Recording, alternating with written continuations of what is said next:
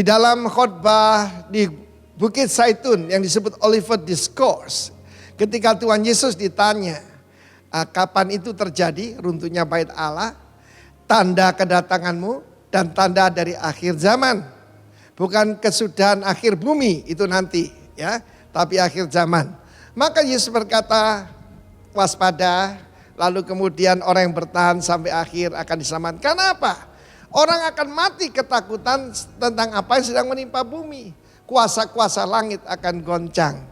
Saudaraku, bukan tempatnya Tuhan yang goncang ya, tapi ada Mesuranos. Mesuranos itu yaitu di mana iblis dan roh-roh jahat. Tempatnya di situ, saudaraku ya. Langit tengah namanya ya, langit kedua. Nah, saudaraku yang kasih Tuhan, mereka semua akan datang ke bumi roh-roh jahat ini dan mencoba menyesatkan kita semua. Apa yang kita harus lakukan? Firman Allah berkata, ketika semua itu mulai terjadi, ya, kita enggak boleh pusing. Kita tetap jaga hati kita menyala-nyala buat Tuhan, mengasihi Tuhan. Dalam Kidung Agung dia katakan, hai kekasihku, angkatlah wajahmu, sebab cantik rupamu. Kita ini pengantinnya Kristus, saudara.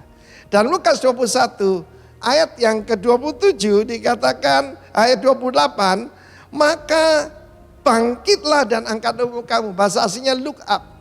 Karena itu ketika dunia berkata lockdown, lockdown, lockdown, lockdown, saya ajarkan look up. Lihatlah ke atas. Kedua, lift up your head. Saudara tahu bahwa budak tidak boleh mengangkat kepalanya. Saya masih ingat seorang penyanyi, salah satu anak rohani kita pernah menyanyi di Brunei Darussalam. Dan kalau sultan itu jalan, bahkan putra-putrinya itu menundukkan kepala begini. Apalagi rakyat biasa, ya. Demikian juga kita tahu Kesultanan Jogja dan sebagainya. Tetapi budak memang tidak boleh mengangkat kepala. Kecuali dia sudah jadi orang merdeka. Kecuali dia jadi anggota daripada kerajaan Allah. Karena itu tugas saudara saya look up. Kalau saudara lihat ke belakang saudara akan kecewa. Saudara lihat kiri kanan saudara jadi takut. Lihat ke depan akan gentar. Lihat ke dalam saudara akan frustrasi. Tapi ketika saudara look up, wajahmu akan berseri-seri. Ingat, kita sudah dimerdekakan daripada dosa. Perkataan penyelamatan di sana bukan keselamatan ya, penyelamatan. Penyelamatan itu saudaraku dengan jelas itu adalah apolitrosis, redemption, diselamatkan. Itulah yang disebut rapture, harpazo, diambil dengan kekuatan yang besar. Wahyu pasal 4 mengatakan gereja Tuhan akan diangkat dan Israel akan mengalami aniaya besar. Itu di depan mata kita. Karena itu saudaraku, jangan tertunduk, kuatkan kakimu yang mulai goyah, tanganmu yang turun angkat, mulai pandang ke atas sebab penyelamatanmu sudah lebih dekat daripada waktu kita menjadi percaya. Saudaraku, pengharapan kita adalah kedatangan Kristus. Kita berkata haleluya baik. Kita berkata yaitu hosana Tuhan selamatkan kita. Sudah waktunya kita katakan Maranatha, come Lord Jesus. Doa ini diajarkan Yesus kepada murid-muridnya. Let your kingdom come and your will be done. Di mana? Di bumi seperti di sorga. Kristus akan datang bagi umatnya. Lalu kemudian akhir 7 tahun minggu terakhir daripada Daniel bersama dengan orang-orang kudusnya. Be the one. Jadilah orang yang selalu berkemenangan di dalam dia. God bless you warga kerajaan. Amin. Haleluya. Shalom. Shalom. Apa kabar? Luar biasa, berikan tepuk tangan bagi Allah kita yang dahsyat. Haleluya. Sungguh kami bersyukur Bapa di surga. Saat ini kami masih diizinkan Tuhan. Kami boleh ada sebagaimana kami ada. Terima kasih hari ini Tuhan. Kami membawa gereja-Mu di dalam tangan-Mu. Berkati gereja ini Tuhan. Berkati jemaat-Mu. Berkati biarlah setiap kami boleh bertumbuh di dalam pengenalan kami akan Tuhan. Kami percaya Roh Kudus akan terus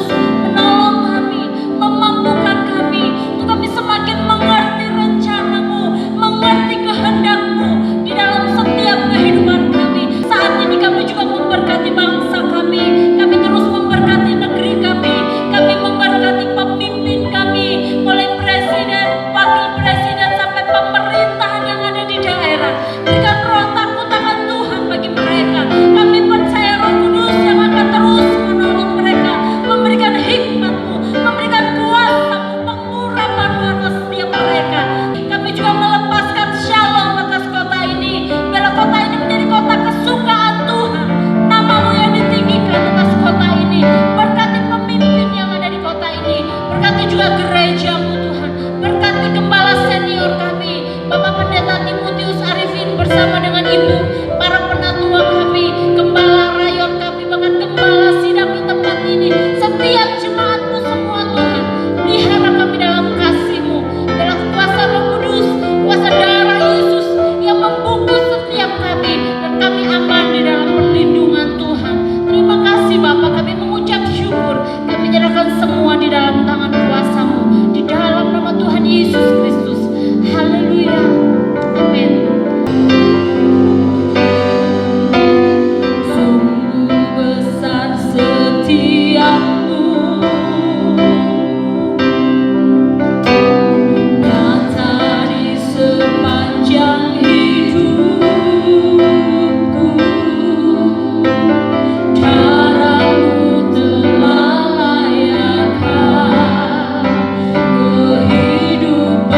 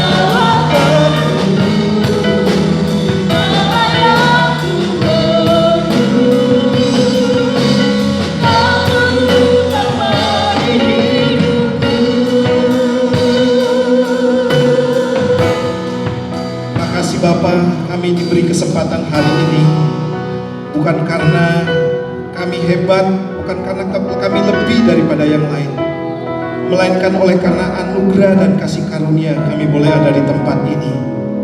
Dan sesuai dengan apa yang kami pujikan, kami butuh lawatan-Mu, kami butuh urapan-Mu Tuhan, untuk menguatkan setiap anak-anak-Mu di tempat ini. Sebab bukan sesuatu yang mudah untuk kami bisa jalani di hari-hari ini. Namun bersama dengan Tuhan yang terus menopang, yang terus memberikan kami kekuatan, kami akan bisa melaluinya.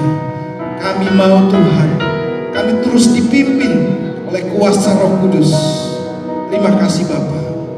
Dan tiba saatnya kami akan mendengar firman Tuhan. Sampaikan isi hati Tuhan.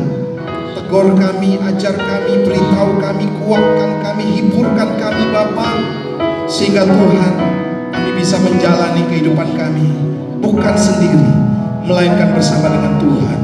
Terpujilah nama-Mu. Dalam nama Tuhan Yesus, mari semua yang siap mendengar firman Tuhan katakan bersama-sama, amin. Silakan duduk Bapak Ibu. Shalom semuanya. Haleluya. Saya harap saudara tetap setia, amin. Karena ini memang masa-masa penampian. Jadi masa-masa di mana akan membuktikan mana yang setia dan mana yang tidak. Gitu ya. Beberapa dekade mungkin waktu kita bertobat, terima Tuhan Yesus sebagai Tuhan dan Juru Selamat. Mungkin Bapak Ibu sering mendengar bahwa nanti akan ada di mana gereja tidak boleh ibadah lagi. Makanya waktu itu saudara digalakkan konser ya di rumah-rumah, dalam persekutuan atau perkumpulan yang kecil saudara, supaya mempersiapkan nanti kalau memang itu terjadi, kita sudah terbiasa beribadah dimanapun. Jadi bukan berpatokan nanti harus di gereja ibadah, tapi di rumah, dalam kumpulan atau komunitas yang mungkin jauh lebih kecil. Yang jelas di sini saudara dibutuhkan kesetiaan. Katakan bersama saya, kesetiaan. Sebab apa saudara? Seringkali orang hanya berpatokan, waduh kalau tidak ibadah gereja rasanya tidak enak, tidak nyaman. Kalau ibadah hanya sendirian sekelompok kecil rasanya tidak ibadah. Saudara kasih Tuhan, tahukah saudara bahwa sebuah ibadah itu berarti ketika ada perjumpaan dengan Tuhan. Amin. Bukan perjumpaan dengan manusia atau dengan saya.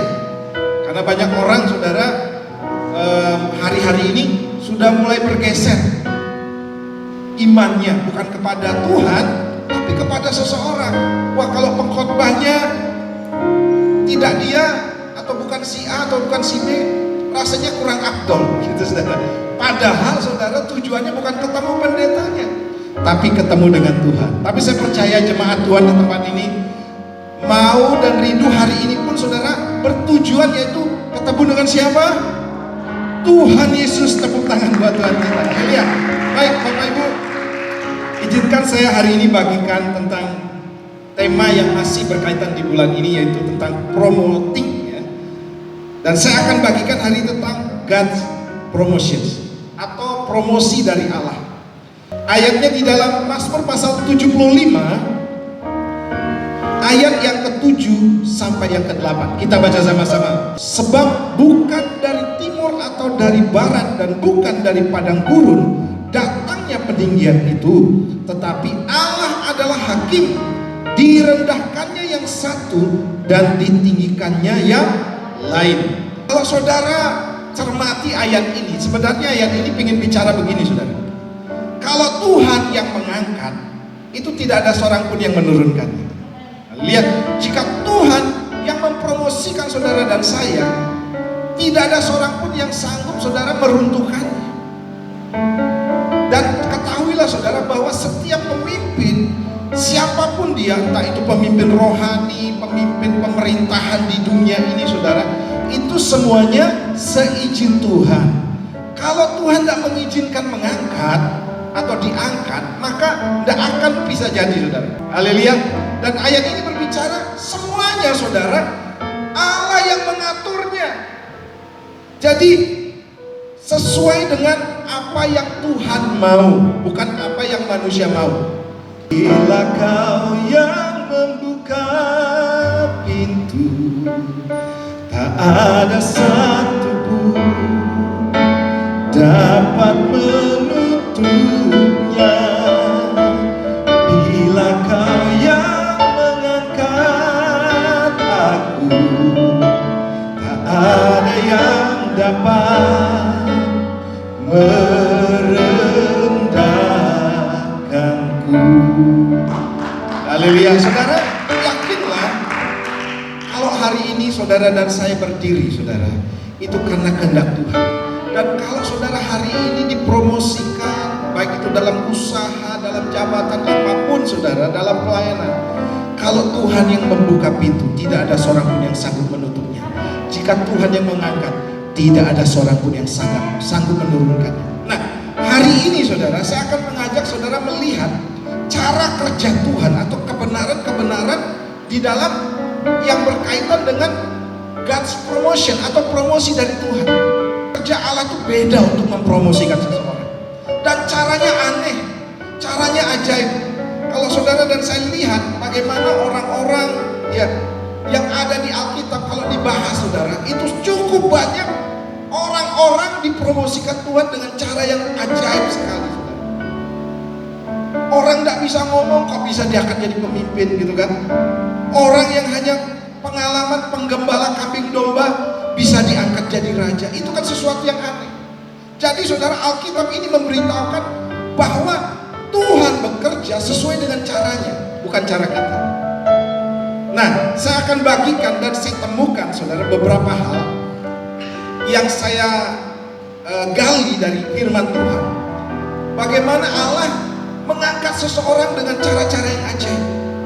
Jadi jangan pernah saudara di sini merasa putus asa atau berkecil hati, ya, yang menganggap tidak mungkin, tidak bisa, sesuatu yang mustahil. Jangan saudara, sebab bagi Tuhan tidak ada yang mustahil. Amin. Nah, yang pertama begini cara kerja Tuhan. Ujian dan penderitaan adalah jalan menuju promosi. Saudara, seringkali kita menolak penderitaan atau ujian atau cobaan. Sesuatu yang sulit memang tidak mengenakan, ya. Kalau sakit pasti tak enak, saudara. Kalau difitnah pasti tak enak. Kalau diperlakukan tidak adil pasti tak enak. Kalau saudara diremehkan juga pasti tidak enak. Karena itu bertentangan sekali dengan kedagingan. Yang kita harapkan semuanya yang baik terjadi, ketemu orang-orang yang tersenyum, ketemu saudara orang-orang yang membantu menolong.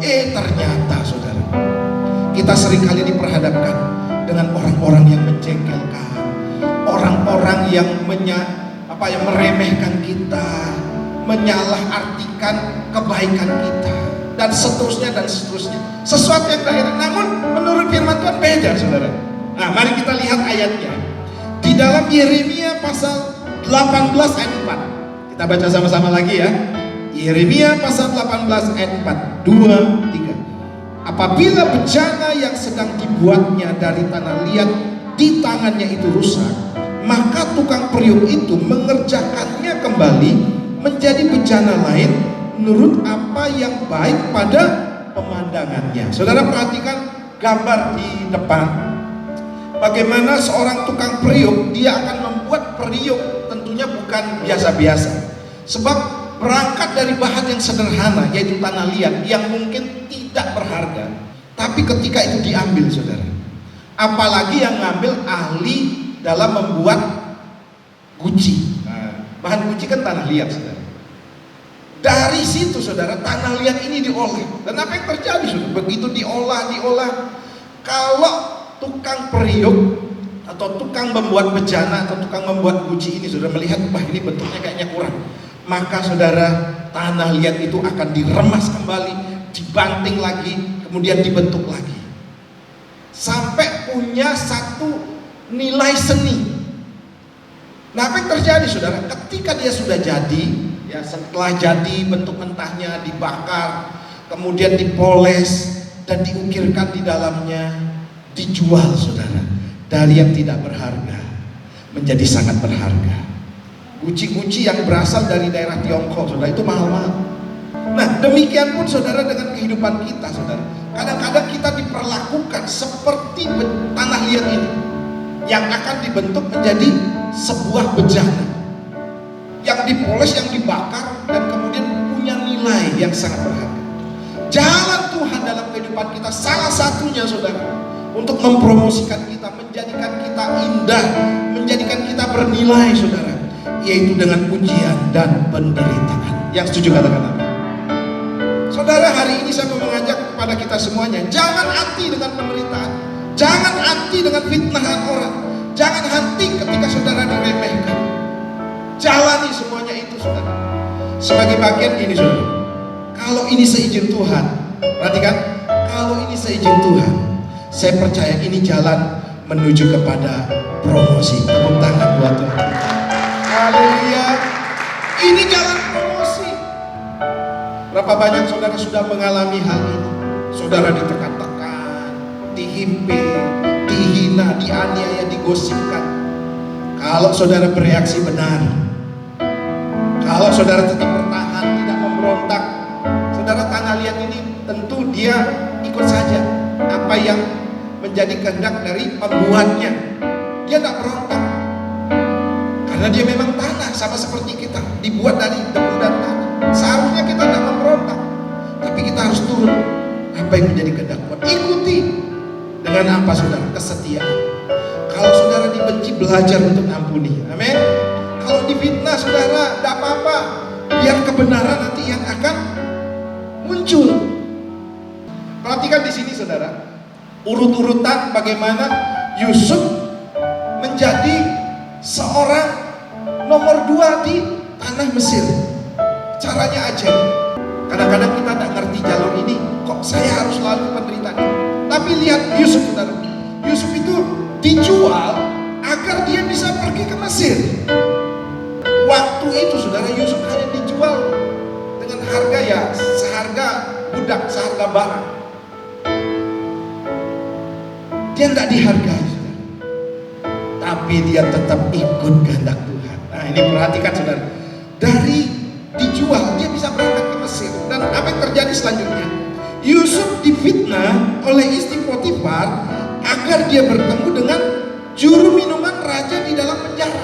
Saudara, sudah enak-enak nih, sudah bekerja baik-baik, diangkat jadi kepala rumah tangga waktu itu.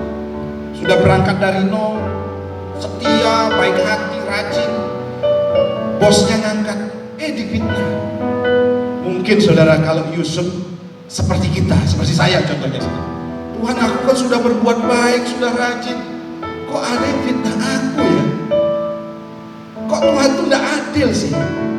Saudara, seringkali ketidakadilan itu, saudara, akan menggiring kita menuju kepada promosi, akan dipertemukan entah dengan siapa, akan menjalankan satu peristiwa yang luar biasa yang sebenarnya itu direncanakan oleh Tuhan.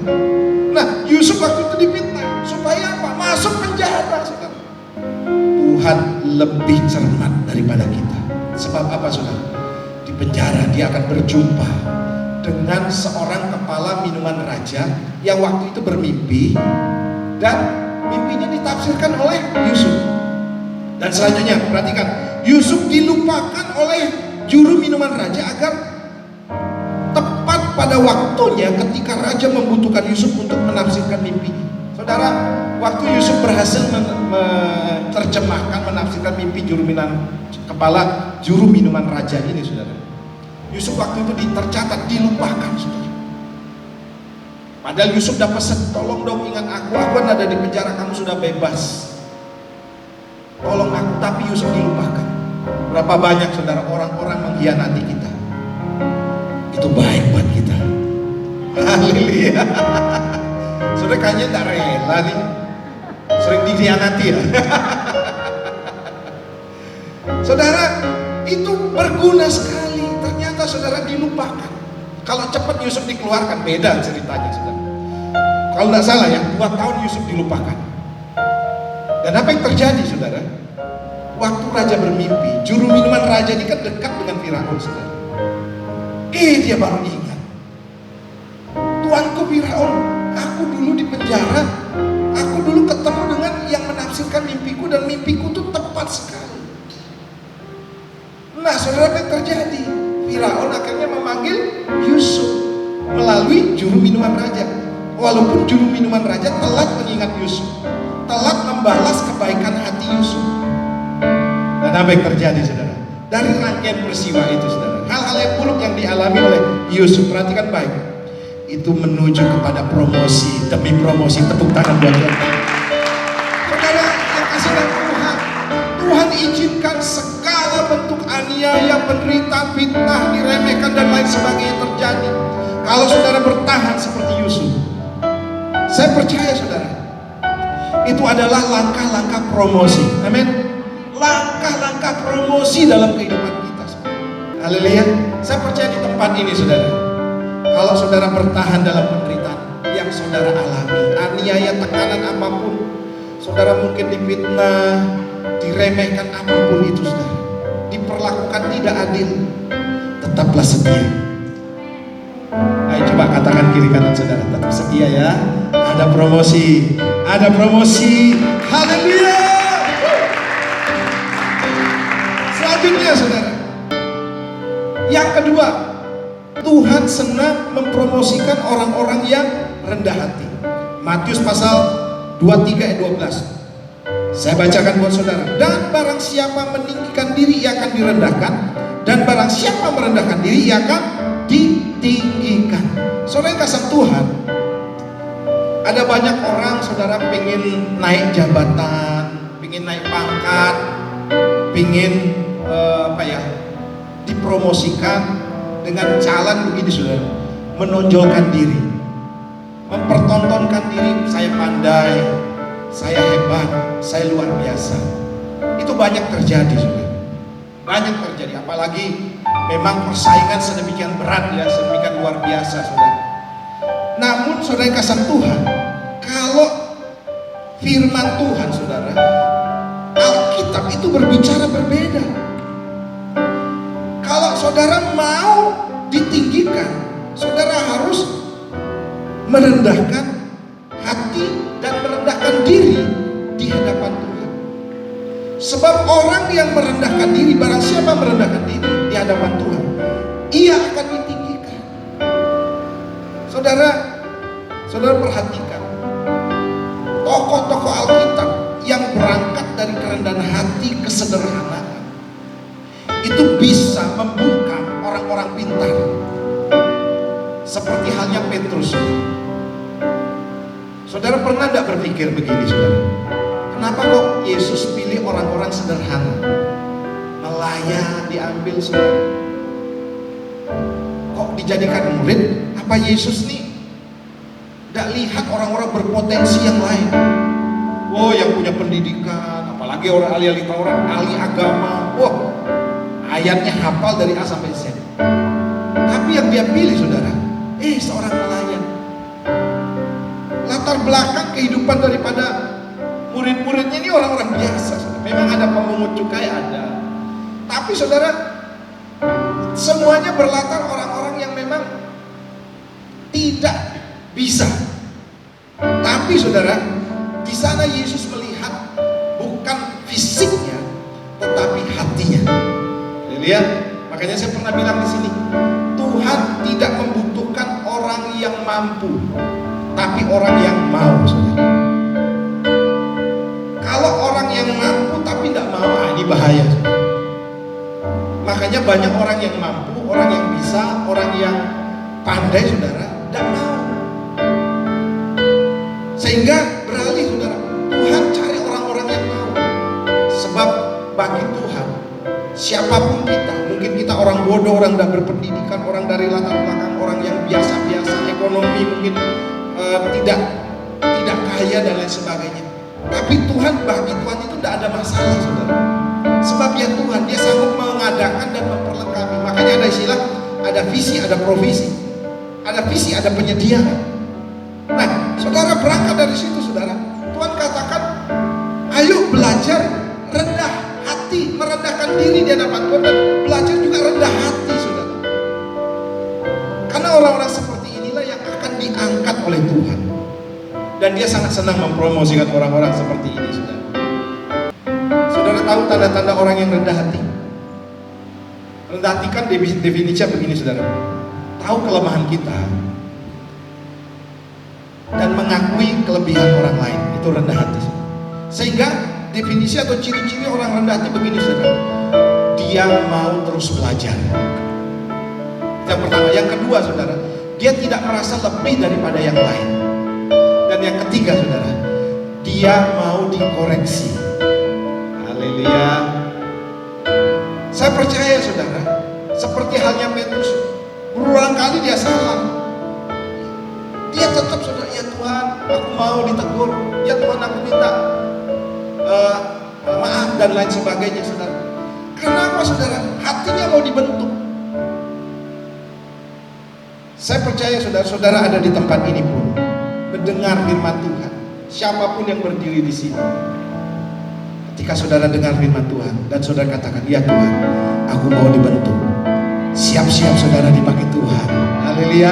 Katakan teman sebelahnya saudara, siap-siap dipakai Tuhan. Bicara tentang kemuliaan Tuhan. Apa sih arti kemuliaan Tuhan? Bukan berarti kemuliaan Tuhan begini saudara. Saudara keluar dari tempat ini, keluar dari gereja, saudara, kemuliaan Tuhan nampak, wajah saudara bersinar. Saudara, itu definisi yang sangat-sangat dangkal saudara. Sebab kemuliaan Tuhan itu artinya begini saudara, hakikat Allah ada dalam kehidupan kita saudara.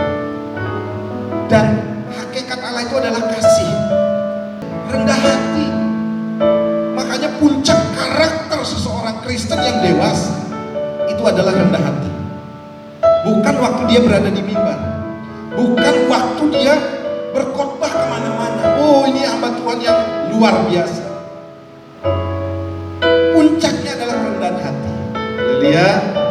Kalau saudara lihat orang dipakai Tuhan, tetap rendah hati, tidak membatasi diri dengan pergaulan, menjaga saudara kehidupannya agar berkenan terus. Itu baru saudara katakan ini hamba Tuhan ciamik. Tapi kalau sudah mulai sombong, membatasi diri dengan pergaulan, wah saya ini hamba Tuhan besar dan sebagainya, saya pastikan saudara, dia sedang terjerat dengan lawannya rendah hati apa? Dengan ya seperti itu saudara. Yakobus pasal 4 ayat 10 katakan demikian, rendahkanlah dirimu di hadapan Tuhan dan dia akan meninggikan kamu. Haleluya. Saudara, tidak ada syarat untuk saudara bisa ditinggikan. Dan ini juga berlaku di bumi dan di sorga. Amin. Kalau saudara tetap rendah hati saudara, di bumi ini saudara juga akan ditinggikan dan juga akan ditinggikan di sorga. Amin. Karena apa saudara? Itu berbicara tentang kemuliaan Tuhan yang nampak dalam kehidupan kita. Ingat ilmu padi ya, semakin berisi semakin merunduk. Semakin apa? Rendah hati. Semakin menunjukkan kasih dan seterusnya dan seterusnya. Saya harap saudara adalah orang-orang yang rendah hati. Sekali lagi, tepuk tangan buat Tuhan kita, seorang kemenangan. Haleluya. Nah, yang ketiga, cepat saja saudara. Yang ketiga pesannya begini, kebenarannya begini. Jangan mempromosikan diri sendiri. Saya ulangi, jangan mempromosikan diri sendiri. Ini ada sebuah kisah tentang Korah, Datan, dan Abiram. Saya bacakan Bilangan pasal 16 ayat 9 sampai 11. Belum cukupkah bagimu bahwa kamu dipisahkan oleh Allah Israel dari umat Israel dan diperbolehkan mendekat kepadanya supaya kamu melakukan pekerjaan pada kemah suci Tuhan dan bertugas bagi umat itu untuk melayani mereka, dan bahwa engkau diperbolehkan mendekat bersama-sama dengan semua saudaramu Bani Lewi. Dan sekarang mau pula kamu menuntut pangkat imam lagi. Sebab itu engkau ini dengan segenap kumpulanmu, kamu bersepakat melawan Tuhan. Karena siapakah Harun sehingga kamu bersungut-sungut kepadanya? Wow, saudara, waktu itu terjadi pemberontakan ya. Waktu bangsa Israel berhasil keluar dari tanah Mesir dipimpin oleh Musa. Entah dengan motivasi apa, Akhirnya Korah datang dan Abiram sudah mempengaruhi orang-orang Israel. Ada banyak yang dipengaruhi. Dan mereka memberontak terhadap Musa. Sebenarnya mereka punya agenda pribadi, saudara. Dan mereka, saudara, menonjolkan diri. Wah, kami yang lebih hebat, kami yang lebih bisa, kami yang lebih luar biasa, kami yang lebih mampu, kami yang lebih pintar. Apa yang terjadi, saudara? Tuhan tidak senang. Sudah dikasih jabatan, belum puas. Mau jabatan yang lebih tinggi lagi. Karena apa, saudara? Memang enak ya berada di atas. Enak, saudara, berada di atas. Tapi kalau bukan kehendak Tuhan, jangan coba-coba, saudara. Tandanya kalau saudara mau dipromosikan, ikut tadi yang 2 tadi kan. Tapi jangan coba-coba, saudara, untuk mempromosikan diri sendiri. Karena itu kekejian di mata Tuhan. Itu pemberontakan di mata Tuhan, saudara. Dan apa yang terjadi, saudara? Mereka akhirnya dihukum Tuhan. Ada terjadi gempa, mereka ditelan. Dengan pengikut-pengikut mereka, semuanya dihabiskan. Karena apa, saudara? Dosa pemberontakan. Dosa pemberontakan berasal dari kesombongan. Kesombongan apa, saudara? Merasa diri hebat, tidak mau tunduk. Padahal, saudara, rahasia untuk saudara diangkat, umpamanya saya, saudara. Biasa orang punya harapan, ya, punya sedikit ambisi. Wah, saya masih menjadi mungkin supervisor. Pengennya saudara jadi manajer. Boleh enggak? Boleh, cita-cita, enggak apa-apa, saudara. Tapi jangan mempromosikan diri. Caranya apa, saudara? Kita harus belajar. Cara yang paling Tuhan kehendaki begini, saudara. Supaya kita mau diangkat, tunduk dulu dengan pemimpin yang ada di atas kita. Haleluya. Pak, kalau pemimpinnya seperti ini, pemimpinnya saya lebih pandai daripada pemimpin, saya tunduk. Nah, tunduk tetap, saudara. Karena apa? Itu caranya. Urusan nanti saudara diangkat Tuhan pasti, saya yakin, saudara. Dan dia tidak sembarangan mengangkat.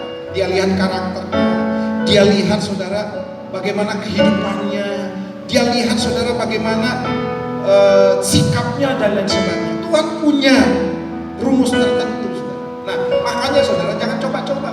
Seperti Korah datang dan Abiram, menurut orang Israel yang ikut dengan dia ini pantas, tetapi menurut Tuhan belum. Karena apa? Tuhan melihat kedalaman hati seseorang. Kita nggak tahu, saudara. Siapa tahu dengan dia pengennya jadi pemimpin, ternyata dia mau menonjolkan diri. Buktinya, saudara, ketahuan. Musa diberikan hikmat. Kamu ini memberontak untuk kepentinganmu sendiri. Ketahuan, saudara.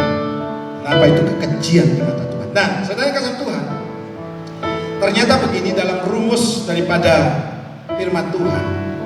Untuk menjadi yang tertinggi ternyata bukan soal jabatan, tapi fungsi. Lihat, saudara, bukan berarti tidak penting jabatan.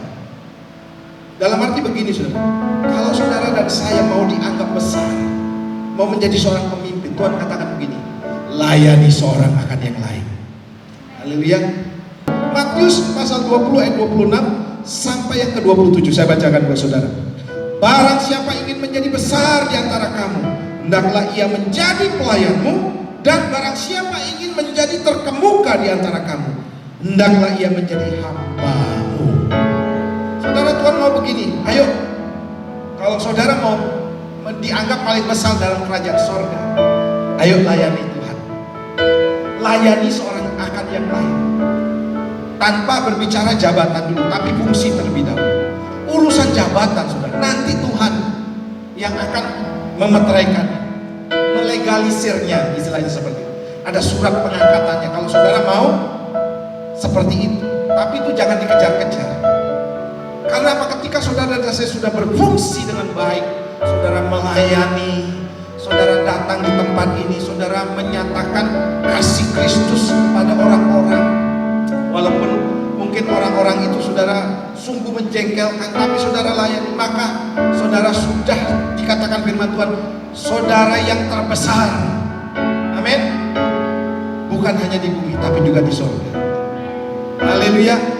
Karena apa saudara? Karena kita harus mengerti ini. Banyak orang saudara mempromosikan diri sendiri supaya ingin naik jabatan dan lain sebagainya. Pada hari ini saudara, saya mengajak ayo kita tetap mengikuti apa yang menjadi kehendak Tuhan, jalurnya Tuhan, bukan jalur kita. Saya percaya saudara, God's promotion atau promosi daripada Tuhan itu akan Tuhan kerjakan. Sebab begini saudara, kita ini Tuhan katakan kamu akan menjadi kepala dan bukan ekor. Amin. Kamu akan terus naik dan tidak pernah turun. Itu janji Tuhan. Makanya saudara, untuk kapan itu terjadi itu urusan Tuhan. Yang penting begini saudara, saudara jalan dulu. Amin. Saudara jalan. Bahkan saudara di tengah-tengah kemustahilan, seperti halnya Yusuf, Tuhan sanggup mengangkat, Tuhan sanggup mempromosikan. Di tengah-tengah ketidakmungkinan, kita berdoa bersama-sama saudara untuk firman Tuhan hari ini. Bapak, kami mengucap syukur buat hari ini. Kami percaya promosi daripada Tuhan akan turun dalam kehidupan kami dan akan Engkau lakukan. Sebab Engkau berjanji kepada kami sebagai anak-anak Tuhan bahwa kami akan menjadi kepala dan bukan ekor. Kami akan terus naik dan tidak pernah turun. Ajar kami Tuhan melihat kebenaran firman Tuhan hari ini, bahwa ujian penderitaan adalah jalan menuju kepada promosi yang Tuhan izinkan. Dan selanjutnya kami Tuhan mau tetap rendah hati, mau Tuhan tetap memiliki karakter seperti apa yang Tuhan inginkan. Dan kami menampakkan kasih dan kemuliaan Tuhan dalam kehidupan kami. Dan selanjutnya Tuhan, kami tidak mau mempromosikan diri kami sendiri. Kami tahu apa yang kami lakukan hari-hari ini adalah melayani dan melayani. Sebab ketika kami melayani satu dengan yang lain dengan hati yang tulus, sesungguhnya Tuhan sudah mengangkat kami menjadi yang terbesar Tuhan. Terima kasih Bapak. Meteraikan firman-Mu dalam kehidupan kami, agar kami bisa menjalaninya, bisa memegangnya, bisa hidup di dalamnya. Dan kami tahu Tuhan, di masa-masa sulit pun Engkau sanggup mempromosikan kami, Engkau sanggup mengangkat kami Tuhan. Di dalam nama Tuhan Yesus, berkati umat-Mu. Haleluya. Amin. Silakan duduk Bapak Ibu. Salam kasih Tuhan Yesus Kristus. Kami mengucapkan terima kasih atas pelayanan Bapak Gembala yang telah melayani ibadah hari ini. Tuhan Yesus memberkati pelayanan dan keluarga Bapak. Saatnya kita memberi yang terbaik buat Tuhan. Mari kita berdoa. Tuhan, terima kasih atas firman yang telah Kau berikan pada hari ini. Biarlah itu menjadikan kekuatan, penghiburan terhadap kami. Meteraikan firman-Mu di dalam hati kami. Biarlah persembahan yang kami berikan ini layak di hadapan-Mu. Terima kasih Bapa, terima kasih. Kami alaskan doa ini hanya di dalam nama Tuhan Yesus Kristus. Haleluya. Amin.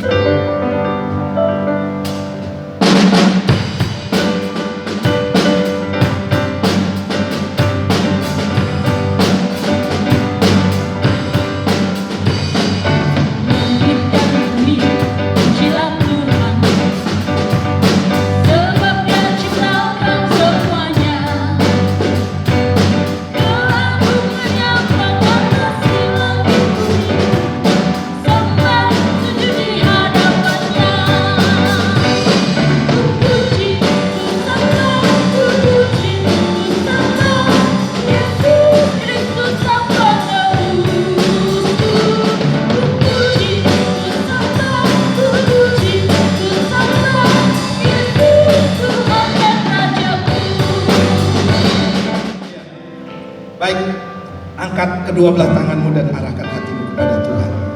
Kiranya berkati aku berlimpah-limpah, dan